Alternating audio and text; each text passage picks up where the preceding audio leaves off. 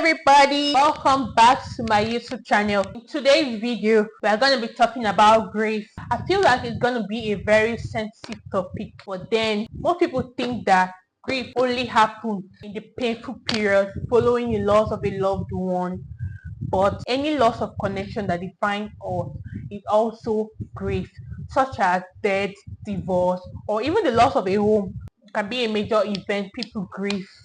Without wasting much of our time, let's get right into the video.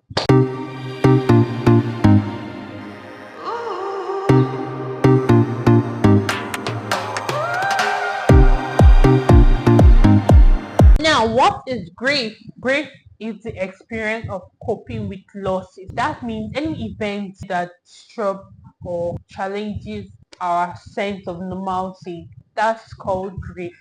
What can people grieve? You may grieve your family member, friend, partner, or even a pet. And we also have lots of marriage, that's divorce, right? Then lots of friendship, then lots of your home, job, or a career. People can lose a home, maybe fire upon the home, and then you become homeless. Or your career, let's say you're working as a nurse, and then all of a sudden you get into an accident and lose both of your legs, so you can no longer be a nurse again. That's a loss of career. You can also grieve your own self while preparing for your death. Let me explain. For example, someone that has been diagnosed with terminal illness, let's say he has cancer, and this is the final stage where nothing can be done, and the guy have like 3 months or 6 months to live. The person's life has been cut short. All the goals that he planned to achieve, all the dreams that he had, that is devastating. So you can also grieve your own self by preparing for your death. Yes. Now we're going to be looking at the stages of grief. The stages of grief, often known as the Kübler-Ross model, was introduced by a psychiatrist, Elisabeth Kübler-Ross, in her book on death and dying in the year 1969, which was originally developed to describe the emotional stages of terminally ill. So then it has been applied to grief in general, whether terminally ill, death, or any form of grief. However, note that not everybody goes through these stages in this particular order. Everybody experiences grief differently. There are 5 stages of grief. The 5 stages of grief: we have denial, we have anger, we have bargaining, we have depression, then acceptance. That is 5 stages of grief. We are going to look at them one after the other so that you get the understanding of each and every one of them. Now, the denial. This is the initial reaction of a loss or diagnosis. People may struggle to accept that what has happened is real. It normally serves as a defense mechanism which provides temporary relief from the pain or shock.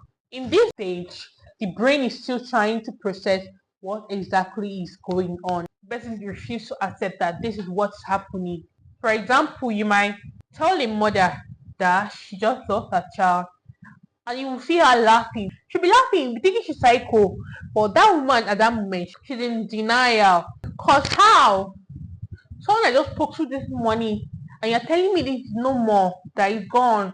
No, no, no, no, it can't be me. It can't be my child. So at that point, they avoid reality. And we have the second stage, which is anger. Here, one feels a sense of unfairness, even anger at themselves, or someone, or even a higher power, that God or whatever they worship. At that point, they just feel a need to blame someone for what has happened. For example, resentment towards the medical doctor or medical team for not being able to save. People now hold the doctor by the collar and be like, "You killed my child. Why couldn't you save my child?" We'll be asking, why me? You'll be asking God, why me? Why did you take my child? Moving on to the third stage, we have the bargaining. It involves attempting to negotiate with God, people, or even with faith. They'll be like, "God, take my life and bring back my child for me. Take my life and bring my child for me."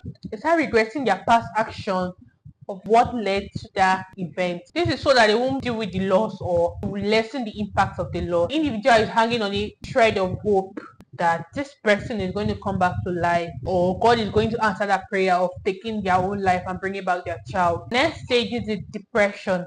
This depression is not necessarily clinical. Here you experience a period of deep sadness, hopelessness, and despair over the reality of the loss. Yeah, you have fully realized that yes, this person is gone. This is a stage where the person begins to understand the finality of the loss. It often leads to emotional withdrawal or detachment. Yeah, you start reminiscing the memories, you start reflecting back at the memories you've had with this person. You can just get this particular clothes that the person even wore on the last day and you'll be hugging it every moment. Be in the child's room, you'll be soaking in all the memories of that child and be crying endlessly. So sad and depressed. The final stage is the acceptance. In this stage, the person embraces the reality of the loss, even if the pain is still there. With time, the person may find ways to adjust, create new routine, and find purpose despite the loss. For a deeper understanding, we're going to be looking at a breakup after 5 years of relationship. A man decided to break up with you. Your boyfriend call your phone, call you by your government name and be like, let's break up, this relationship over. Cut phone and block you. Just like that. After 5 years of relationship, no, this guy is pranking me. It must be a prank because what does that mean? She holds a hope that it might be a prank, right? How can we break up? No, he must be joking. Don't play. She won't take it seriously, right? Nah, something is not right. He will call me soon. This is just a prank. That's the initial reaction somebody will give, right? So at that moment, she's in denial. So by the time she has waited for like 3 days and this guy did not call her back, and she has been calling him, he's not responding to her messages, he's not picking her call, then she will now start, how can you do that to me? So you mean 5 years of relationship are wasted just like that? She'll be like, why did I not see it coming? I made her collective ring and you're telling me that she start a relationship all over again. That she just wait for like 5 years of use just like that. And you don't want to marry me. No, you must marry me or this relationship cannot end here. At that point, she's angry.